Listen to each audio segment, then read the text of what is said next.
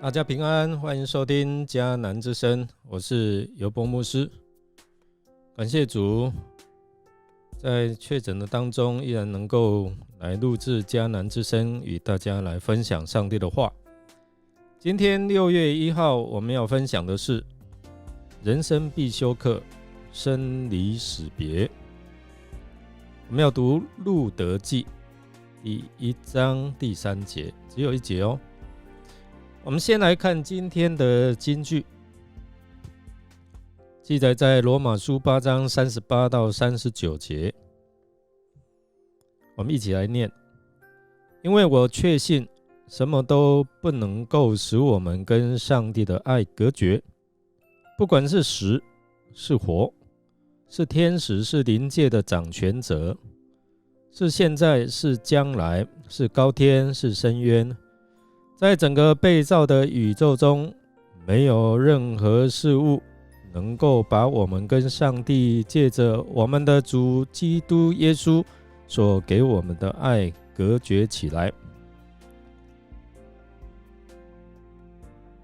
改编自台湾作家刘子杰的散文作品《父后7日》这个电影，不知道大家有没有看过？他打破了台湾传统对死亡的忌讳，以黑色幽默的手法来描述女主角阿梅在接获父亲逝世的消息之后，赶忙返乡处理后事。原本呢，该是悲伤的离别场合，他却在这7天内经历了台湾传统丧葬文化的荒诞及繁文缛节，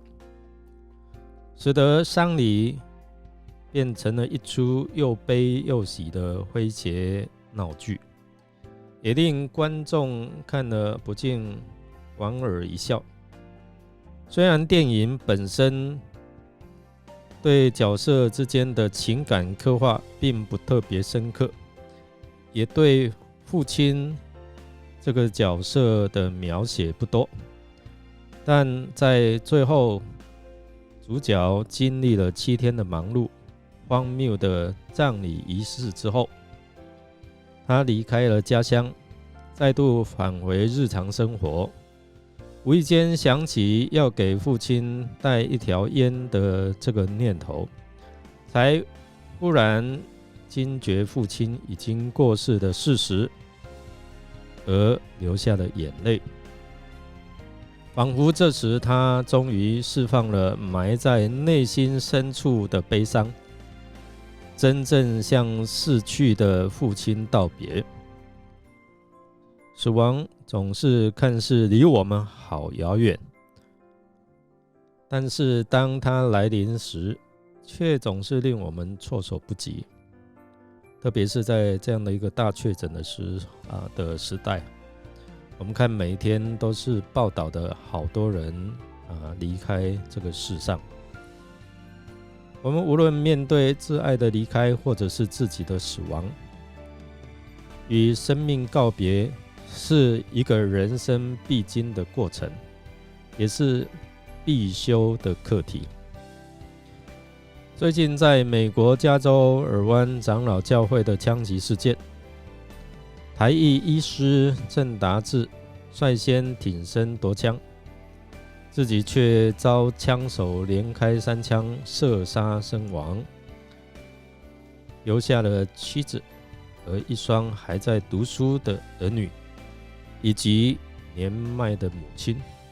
真是让人鼻酸。据了解，郑达志医师在事发当天陪同母亲前往教会礼拜，不幸遇上枪击案而身亡。当地警方表示，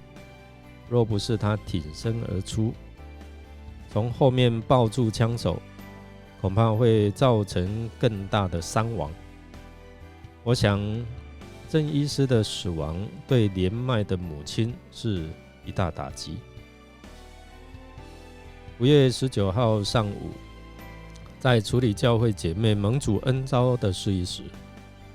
看到孩子表示对母亲突然的过世也感到非常的错愕。原本手术成功，移转到普通病房，怎么一下子心脏衰竭？面对这样的一个生离死别，心中充满无限的哀伤及不知所措。今天所看到的经文，以利米勒死了，留下拿俄米和他2个儿子。拿俄米此刻正面临生离死别的课题。路德记这本书卷的布局开始于饥荒和死亡。今天的经文也告诉我们，以利米勒死了，留下拿俄米和他2个儿子。经文一开始就描述以利米勒因家乡伯利恒饥荒，带着家人移居摩押地。不幸的是，这家中的3个男丁却都先后客死异乡，叙述的重心因此转移到拿俄米的身上。自然灾祸和家庭悲剧使得这一位 女主人落入一无所有的境况。以利米勒去摩押地，原是为了要逃避饥荒以保全性命，